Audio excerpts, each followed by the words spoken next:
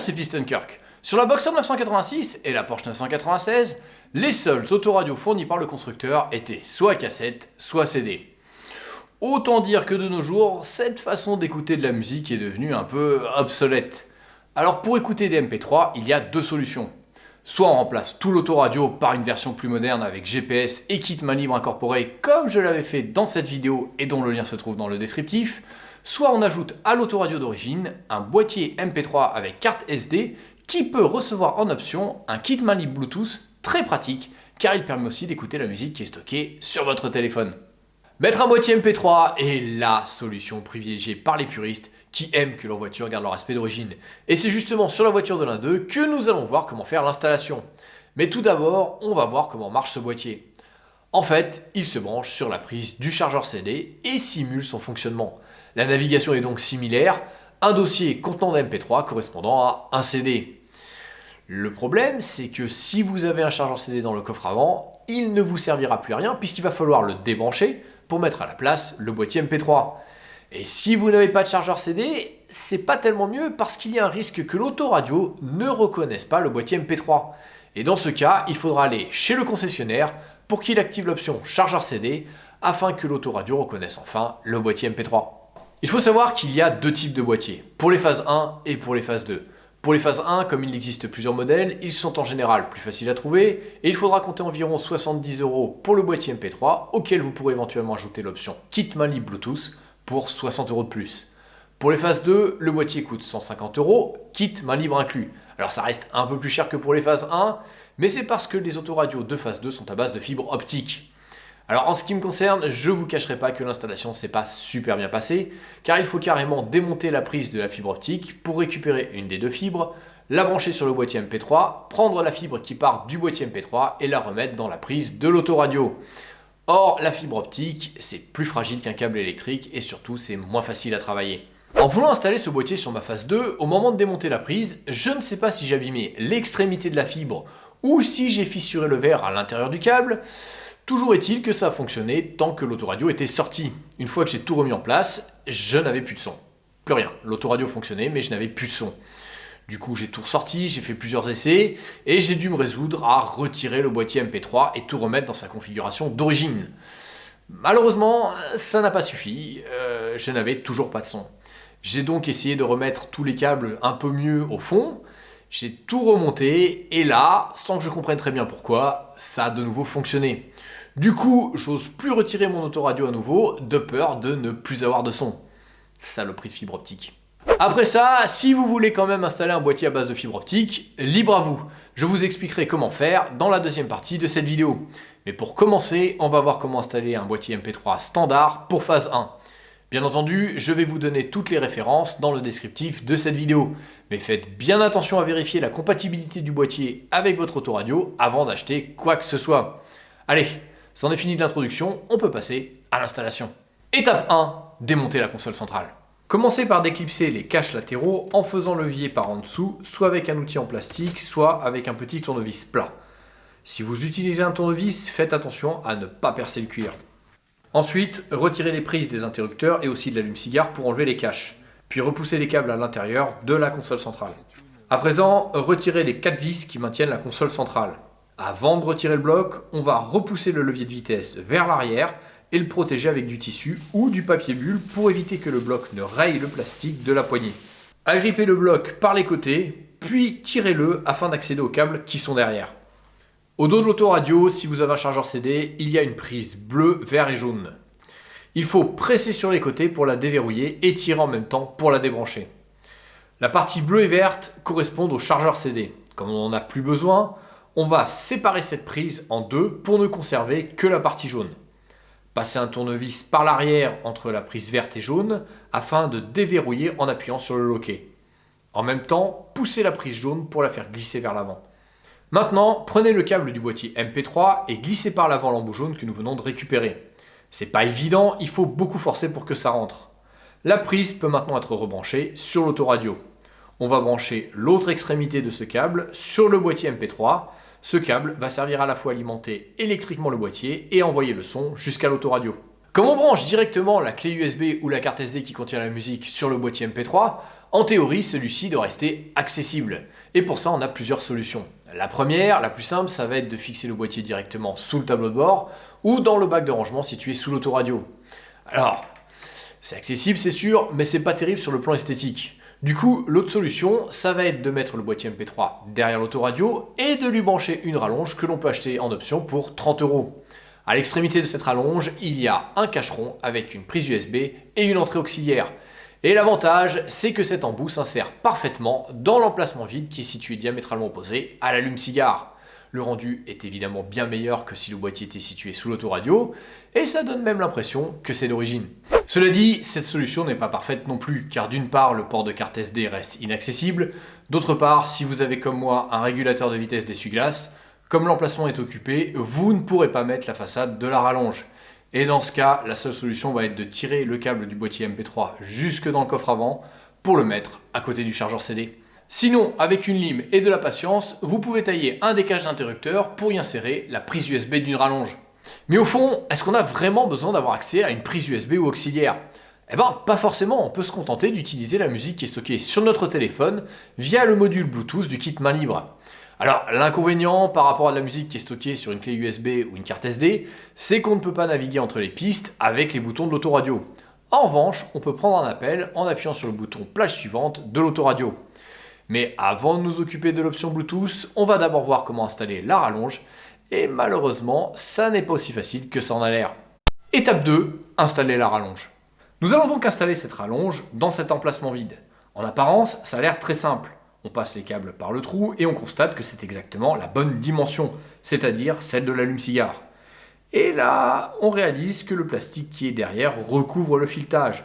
On ne peut donc pas visser l'écrou en plastique qui maintient la prise par l'arrière. On va donc devoir découper ce plastique avec une pince coupante pour faire de la place. Puis on passe les câbles par l'écrou en plastique et enfin on visse l'écrou fermement pour que le cache ne tourne pas quand on branche des choses dessus. À ce stade, si vous tentez de tout remonter, il y a de fortes chances pour que vous ne puissiez pas remboîter le cache latéral. En effet, l'écrou a créé une surépaisseur qui bute sur la structure. Pour corriger ce problème, on ne va pas avoir d'autre choix que de prendre une lime pour élargir le trou.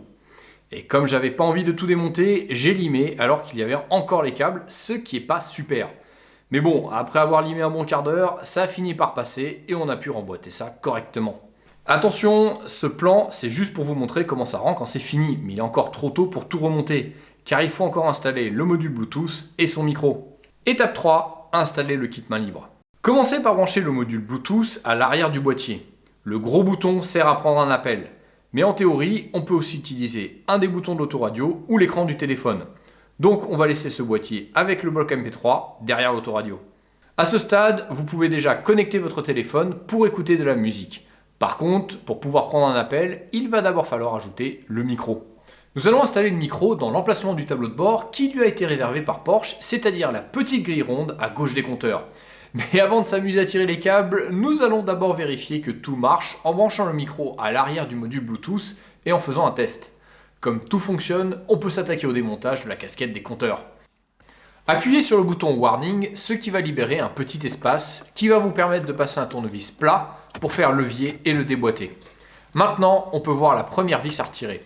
Une fois qu'elle est enlevée, allez à gauche du compteur et avec un petit tournevis plat, faites levier pour retirer la petite grille du micro. Derrière se trouve la seconde vis que l'on va devoir dévisser. Pour la récupérer, utilisez un aimant.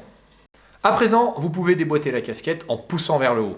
Il ne faut pas hésiter à forcer un peu parce que ça résiste. Pour pouvoir la retirer complètement, débranchez les 3 prises des compteurs qui sont au dos en glissant un tournevis plat dans l'encoche, puis en basculant le clip noir vers le haut. Pour pouvoir retirer l'interrupteur des warnings, il faut être 2 personnes. Une personne qui presse les clips latéraux et une personne qui tire avec une pince. Ensuite, allez au dos de la casquette et glissez la broche vers le bas pour la déboîter. Maintenant, plus aucun câble ne retient la casquette des compteurs, on peut donc l'enlever. L'étape suivante va être de créer un trou à l'arrière pour passer la prise du micro à cet endroit précis. Pour cela, on va utiliser une mèche à bois en faisant attention à ne pas abîmer le cuir qui recouvre la casquette. Une fois que le trou est assez grand, passez la prise du micro par la face avant de la casquette. Il va falloir faire passer le câble de ce micro des compteurs jusqu'à la console centrale en utilisant un fil de fer rigide qui va servir de guide. Il faut procéder en 2 temps. Passez d'abord la prise du micro derrière l'armature centrale en fer, puis dans un second temps, passez votre fil de fer rigide de la console centrale jusqu'au compteur. Attachez la prise du micro et tirez. C'est pas évident à passer car l'espace est restreint, mais on y arrive. Vous pouvez rebrancher les compteurs et remettre le bouton warning, puis remboîter la casquette du compteur en faisant attention à ne pas coincer le nouveau câble que nous venons d'installer. Pour l'emboîter correctement, il faut appuyer un coup sec. Puis il ne vous reste plus qu'à remettre la vis du warning, puis celle du micro. Comme le trou de la vis est assez profond, pour la positionner, on va d'abord amorcer avec une tige munie d'un aimant, puis on peut visser. En théorie, il ne vous reste plus qu'à remettre le micro et son cache. Sauf que ça marche pas. Le micro est trop gros pour entrer dans la cavité rectangulaire du cache. Avec une pince, je casse un peu le plastique, puis en pressant, je lui donne une forme cylindrique.